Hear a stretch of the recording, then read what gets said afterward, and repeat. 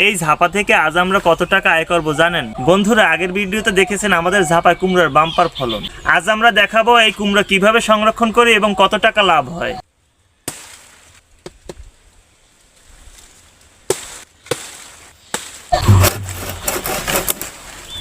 এই কুমড়োগুলো সম্পূর্ণ পরিপক্ক হয়েছে। যখনই কুমড়াগুলো পাকবে তখনকার এই বোটাটা বাদামি কালার হয়ে যাবে, তখনকারই বুঝবেন যে এই কুমড়োগুলো পেকেছে।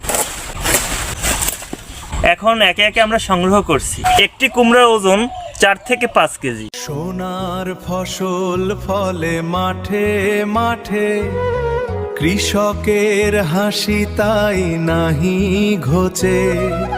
প্রাণ জুড়িয়ে যায় এই শোভাতে, মন ভরে ওঠে আনন্দের স্রোতে। আমাদের এই সোনার বাংলা, সোনার ফসল ফলে মাঠে মাঠে, কৃষকের হাসি তাই নাহি ঘোচে।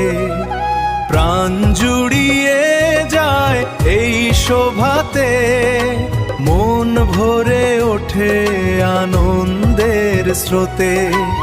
আমাদের এই সোনার বাংলা। এখন দেখি মোট কত কেজি হয়েছে।